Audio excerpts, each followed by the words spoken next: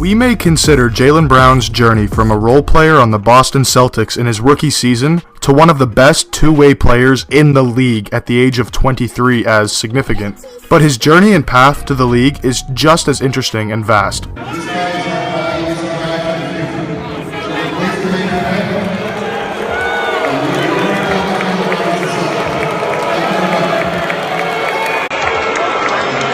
Keep watching, as today we will show you Jalen Brown's rocky path to the league.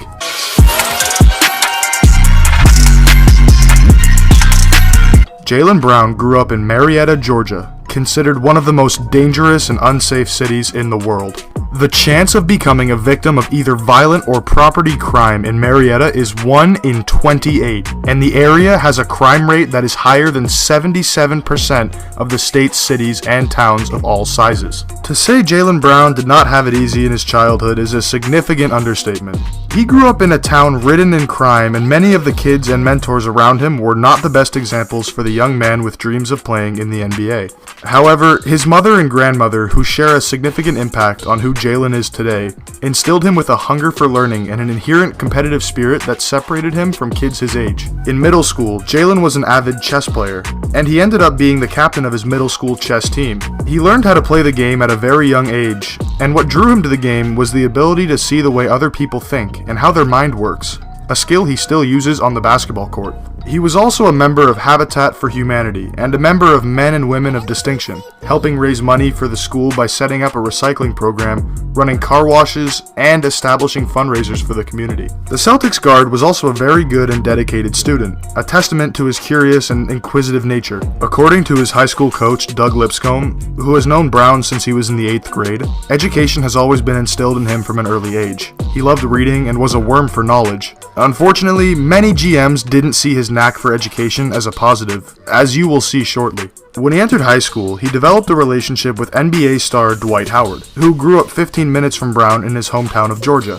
Jalen considers Dwight an older brother, as Howard, who was once in Jalen's shoes, helped him steer clear of the distractions and troubles that eluded himself in high school. The two shared the same trainer, and Howard took on the responsibility of mentoring his fellow Georgia man, who also had aspirations of playing in the NBA someday. While keeping the distractions away and listening to the advice of his mentor Dwight Howard, Jalen dominated the high school scene and became a blue-chip prospect. In his senior year, Jalen helped lead his high school basketball team to victory in the Georgia High School Association State Championship, averaging 28 points and 12 rebounds. The team ended with a 30-3 record and was sought after by every school in the country. He was a 5-star recruit and was ranked the 4th best player in his class by ESPN. He committed to the University of California, Berkeley, an elite academic institution. Berkeley's head basketball coach, Cuonzo Martin, had begun his recruitment of Jalen when Jalen was a freshman, contributing to Jalen's decision to commit to the school over head basketball powerhouses in Kentucky, North Carolina, Michigan, and Kansas. He also said his commitment to Berkeley came down to academics, weather, and location. While attending UC Berkeley, Jalen Brown studied magnet chemistry, and in his first semester, the freshman courses were not enough for him. The intelligent Brown needed a challenge, and approached graduate professor and the director of Berkeley's Athletic Study Center, Derek Van Reenen, asking if he could take his graduate level course, Theoretical Foundations to the Cultural Studies of Sport in Education. Van Reenen had never had a freshman, athlete or not, take one of his postgraduate courses. Brown became his first. Jalen also learned Spanish in 5 months and has said he wants to learn 3 more languages by the age of 25. Citing how being multilingual is good for personal growth and business. When he wasn't at class or on the court, he interned for 2 months at Base Ventures, a venture capitalist firm that invests in promising technology companies. Brown also competed on Berkeley's chess team, emerging as one of the team's best chess players, while also spending his free time studying history, meditation, and religion. While keeping up with his academics and extracurriculars, Brown was dominating the Pac-12, earning his first team All-Pac-12 and being named Pac-12 Freshman of the Year. He averaged 14.6 points and 5.4 rebounds on 43% shooting from the field. Berkeley's coach Martin had high praise for Brown's vast skill set in college. Brown can handle the ball, he can shoot the ball, he gets to the rim, he posts up, he plays inside, he plays outside. More than anything, with all that talent, his mental approach is at a high level. He also had this to say about Brown, which intrigued and intimidated some general managers in the league. Now, sports is his stage to do what he needs to do to maintain his voice. I think when it's all said and done, he'll impact the world in other ways. Martin acknowledged that Brown had various interests, not just basketball. While he encouraged Brown to declare for the draft, Martin emphasized to Brown that playing basketball on a professional level would open up avenues for his other interests, ultimately lending a hand to Brown's dreams of impacting the world as a social leader.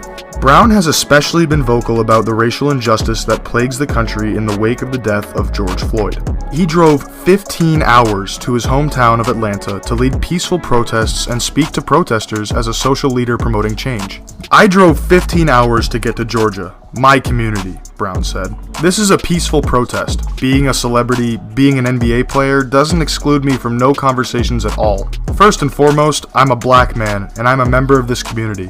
We're raising awareness for some of the injustices that we've been seeing. It's not okay." It looks like Coach Martin was right after all, as basketball has given Brown a platform to promote change and fight injustices, leaving his handprint on society as a recognized athlete. However, Brown's intellect and sharp mind intimidated many general managers in the NBA. An NBA executive went anonymously on the record, saying that Brown was too smart for the league, and that some teams viewed it as a negative. Brown confirmed that statement on the YouTube series Take It There with Taylor Brooks, stating, "I don't know why the exec thought that it would be a bad thing. I think that when athletes are also informative, it might intimidate people for whatever reason. LeBron and KD with the whole shut up and dribble movement. It was a big push in our generation because athletes still have to push back in society for their outside interests. And I feel for this generation that I'm a part of now. I feel that there's a movement going on, and I'm a part of that movement." Brown studied and analyzed the NBA's collective bargaining agreement before entering the league, and enlisted the help of NBA legend Isaiah Thomas and Cal star Sharif Abdur-Rahim in advising him on whether or not to hire an agent before declaring for the draft. One of Brown's best traits is the fact that he surrounds himself with the right people who are just as knowledgeable as him. It's something that he's proud of and says has helped him tremendously in the league. "The resources I have and the people around me have all done this before," Brown said. "Isaiah Thomas has been through it.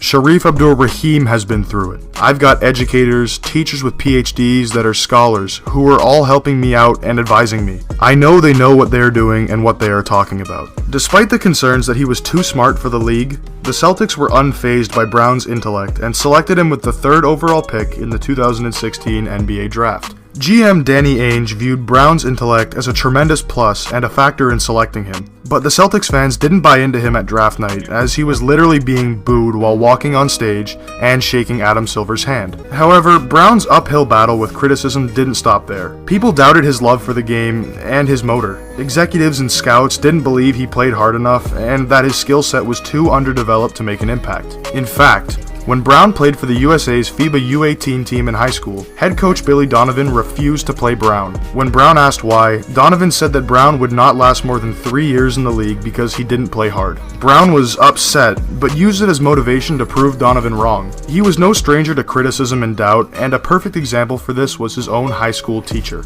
This story sounds fake, but we assure you it isn't. His own high school teacher told him that she would look him up in the Cobb County Jail in 5 years. Jalen used this as motivation and posted the same tweet 6 years later with the caption, "Crazy how much growth has happened in those 6 years. Thankful." Now, who really got the better end of that interaction? The millionaire star basketball player or the teacher? Really hard decision to make here. While Brown was unable to make a large impact in his rookie season, he flashed the potential to be a very good two-way player at the very least. He was 19 years old, playing as a role player on the first seed Boston Celtics that made a run to the Eastern Conference Finals. However, this wasn't good enough for Brown, who wasn't satisfied with being a role player. He admitted that he used to get very down on himself until Kevin Garnett cursed at him. Brown had his head down on the bench in one game where Garnett passed along a message to Boston's strength coach. He sent a voice message through my strength coach over the phone, like he was cursing me out. He was like, "You've got to carry yourself a certain way." So he told me to pick my head up and fix my body language right the now. From there, Jalen picked up his play and earned the starting shooting guard position the very next season. The Celtics would go on to force LeBron James and the Cavaliers to a Game 7 in the Eastern Conference playoffs, and Jalen was one of the team's most valuable players in that series. They were without Kyrie Irving and Gordon Hayward, But Brown and Jason Tatum willed the Celtics to within one game of the NBA Finals. Despite his ascendance on the court, Jalen battled anxiety and believed it limited him during the 2018-19 season. It was tough, Brown admitted of last season. I suffer from a lot of anxiety. When you have so much expectations, especially in a city like Boston, which is like they want you to win, if you're not performing, you start to lose your confidence. You start to doubt yourself. He also shared at a particular instance where his anxiety impacted him in-game. In a 2018 matchup with the Utah Jazz, Brown admitted he was at the brink, dealing with a poor shooting performance. I felt like I have this amount of talent. I was asked to take a back seat. It was very hard for me to deal with. In the middle of the game, Donovan Mitchell comes up to me like, "Bro, you good?" You know, most people, if I were to ask you if you were good, you would tell me you were good even though you might not be. So I told him I was good, even though I really wasn't. People ask me, like Danny Ainge asked me if I was okay. I told him I was good, but in reality, I had a lot of anxiety dealing with that whole scenario last year. It was a lot for me. Took a lot to get out of that. Although his sophomore season put him in an uncomfortable position, he believed it was for the best and has made him better as a basketball player and teammate. The Celtics swapped Kyrie Irving with Kemba Walker last offseason, and Brown admitted that he had no such issues this season as he had the years prior. "This year, I'm one of the starters, one of the leaders, so I have a lot more responsibility, a lot more weight to carry," Brown said. "People have expectations of me, what I'm doing now, but last year I didn't have that responsibility. It's a blessing. I don't look at it as a negative thing. I look at it as a great thing. I learned so much more about myself, so I'm not knocking the Celtics. It was actually needed for me to go where I'm trying to go." Brown has come a long way from Marietta, Georgia. He was in conversation for an All-Star spot this season and is one of the best players on a Celtics team that has championship aspirations. From being doubted for his intellect and love for basketball, Brown has silenced his critics and has emerged as one of the league's rising stars. That's all, folks. Jalen Brown's journey here is long and arduous, but it's far from over. Him and the Celtics will surely be in title contention for years to come, and Brown is only getting better at 23. If you have anything to share about Jalen Brown or your favorite moment from his career thus far, feel free to leave a comment. Thanks for watching.